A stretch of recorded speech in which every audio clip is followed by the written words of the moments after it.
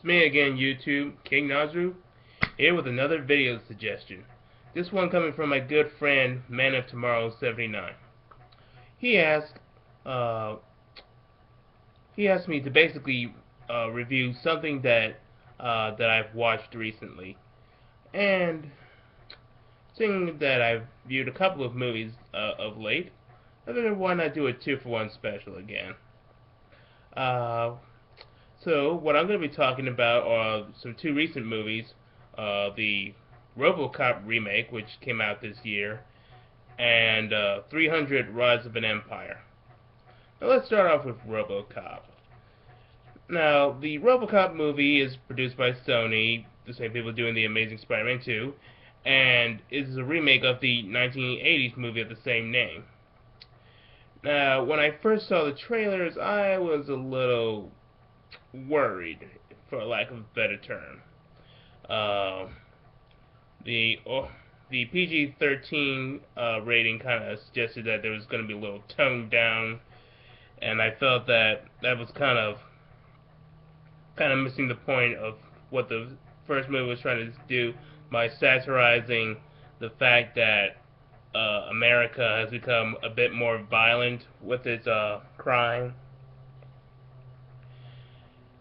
And it didn't also help that they really didn't get their science down much.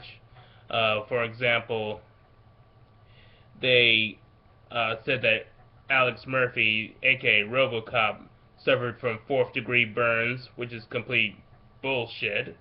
Because if he had fourth-degree burns, he would be burnt charcoal and bones. That's what fourth-degree burns look like. I say at best he had like second, third-degree burns tops. Uh, but I was still going to see the movie out of respect for the original source material. And when I saw it, it was actually better than I thought it was going to be. I'll even say that I actually liked it. Yeah, I was actually surprised that I ended up enjoying the movie a lot more. While it did, well, it wasn't as as brutal and harsh as the original movie, because for those who didn't know, there was how RoboCop became RoboCop in the original movie. Instead of suffering it from a car explosion, he got brutally shot down by his gang members, to the point where hardly any of him was left. But here in the 2014 movie, it's not focusing on how America has become more criminal-based and corporate-based, like the original movie, but focusing how it's becoming more militarized due to the stuff from the war of Afghanistan and the war in Iraq and those things, and it's parroting that and trying to leave a message that we need to we shouldn't become too militarized. So, and we see this established through the robots being transferred to the Middle East and try to maintain order there. And some of the people of the Middle East feel that they're being oppressed by these robots, and they're going to try to attempt a suicide mission. Yes, I know there's a stereotype about the suicide bomber Islamic, but let's roll with it. And the automatons try to handle the situation accordingly. And while it's receiving mostly positive reviews in their response, it's not getting publicly favored to be transferred to America, where they hope to establish it, because the government doesn't trust robots to make the same moral decisions as a human, because they're all about logic and not about compassion.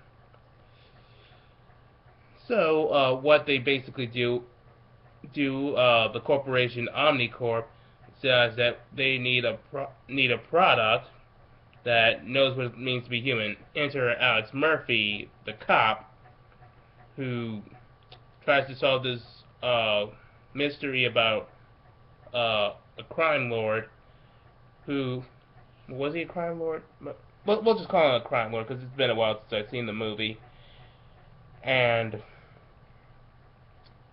try to arrest him. But before he could do that, he ends up in the explosion, which damages his body severely. And the only way he can survive is by becoming a cyborg, and thus becomes Robocop. And then the movie keeps some of the core materials by saying that I mean, even if you become a cyborg, or can you still be human? And do you have whether or not you let your emotions be ruled by other people, and what is and be ruled over by logic, which I felt was pretty interesting because it added a sort of gray area for the antagonist, who was played by Michael Keaton, and because he's not exactly trying to be all that much of a bad guy, but he just wants to promote safety, but just do it his own way, which involves doing it in a more military business way, which makes his methods and his a bit questionable. And we also get a fine performance from Gary Oldman, who is the scientist that helps make Robocop. And let me just say that when they show off when Robocop tries to see what he actually looks like underneath the mechanical parts, and all that's left is his one hand, his lung, and his head, which mostly just covers his face and his brain. It's a pretty disturbing scene. So yeah, you might want to thank me for bracing yourself for that. But I did like Gary Oldman's character, because he's pretty much the scientist with the best intentions for this guy. We saw him helping these other people trying to adjust to robotic replacements for for missing limbs and whatnot. Also trying to study the psychology of it to adjust it. And let's see, what can we talk about? What can we talk about Robocop himself? I felt he did good, but he did kind of get overshadowed by Gary Oldman and Michael Keaton's performance, but that's to be expected because it's Michael Keaton and Gary Oldman. And I think it is kind of meta that both Gary Oldman and Michael Keaton were in Batman movies. They just were in two different Batman series. Oh, I love meta humor. But overall, I think it was a great movie. It still kept true to the source material. I mean, as far as the PG-13 ratings can go. Still about a man trying to solve his near murder, quest for vengeance, or sticking to what it means to be a cop and being a human, and all the other things that made Robocop good. Now, the big question is, do I think it's better than the original Robocop? I could go either way, honestly. I say it's not better than the Robocop movie, but it's not worse than the Robocop movie. So we'll just say it's a tie. Now, we'll go into the next movie, which is 300: Rise of an Empire. The 300: Rise of an Empire is a sequel to the Zack Snyder film 300. And it's pretty much got all the good stuff that 300 gave us. Albeit the blood, which was CGI, was clearly fake, and you could tell it's CGI. I really don't know what happened there. This was the fakest blood I've ever seen in my life. I mean, it looked like blood that you've seen in God of War 3, but to God of War 3's credit, that's an actual video game, and I can dim my standards a bit more.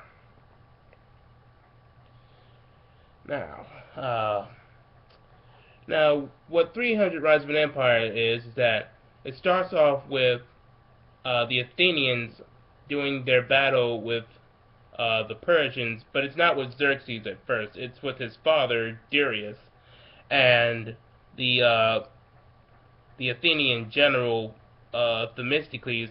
I think it might have been a lesser soldier by that time.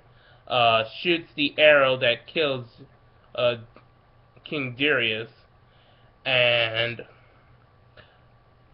uh, Xerxes is distraught over this, and his father tells him to leave Greece alone, don't follow his mistakes. But his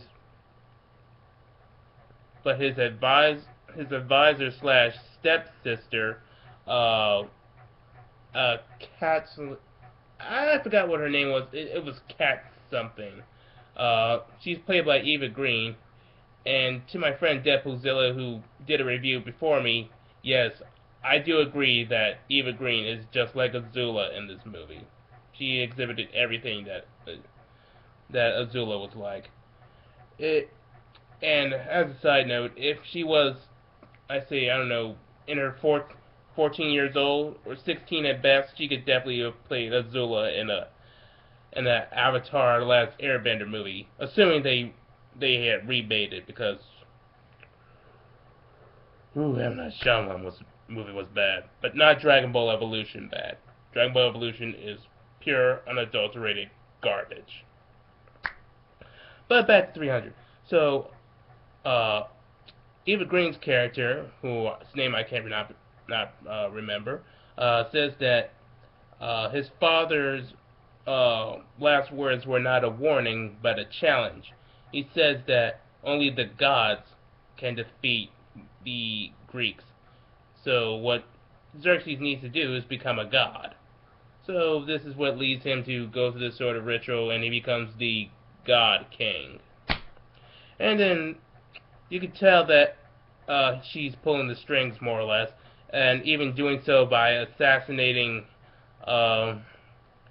Xerxes' friends and advisors, so that she'll have the sole influence over him. And she goes to battle for revenge against Greece. Now that's when it starts to go into the sequel, where we focus on the naval battle between the Athenians and the Persians, which is done really well. It has a lot of great action, and I did like Themistocles' strategic takes on how to battle the Persians, which is what Eva Green's character thought was really impressive, and she tries to make him her second in command, especially through means of seduction. I'm just gonna put that as part of Frank Miller's tropes of women are always seductress and they always have to be sexualized and whatnot. It's typical Frank Miller stuff. But I suppose here it works more. It's not annoying as something as in All-Star Batman and Robin stuff. But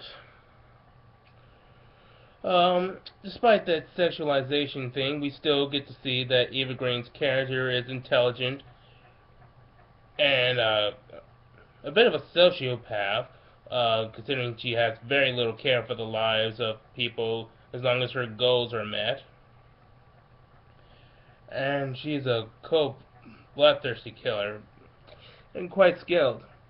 She was when we got back to her past, she was captured by the Persians when she was a little child and put into slavery. Well, not so much slavery. She was a prisoner, and she suffered horrible things, including being raped as a child. We're not going to get more into that.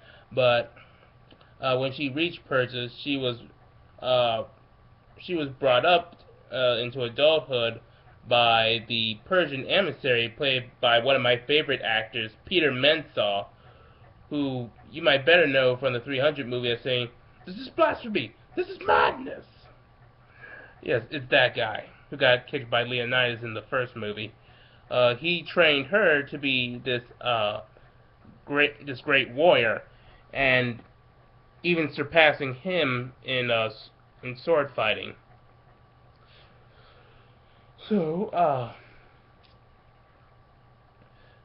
so it was pretty interesting to get to know her character a bit more.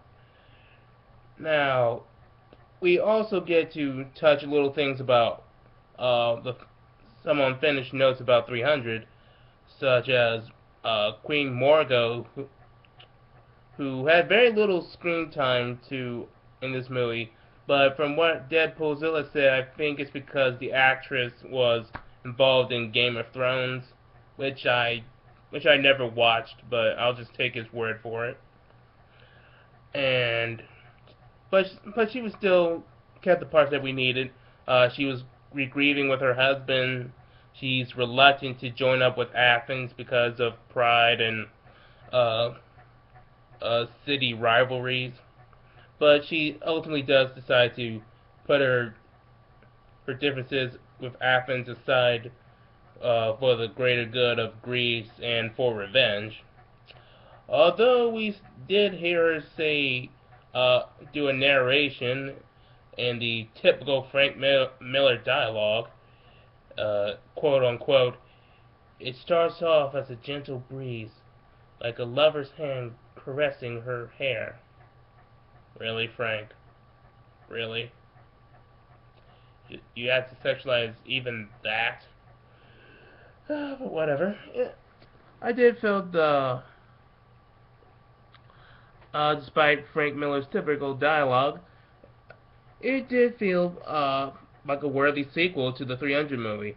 So I would recommend it if you are into 300. So I'd like to thank Man of Tomorrow 79 for his video suggestion topic. And next time we'll get another suggestion from possibly from another good friend.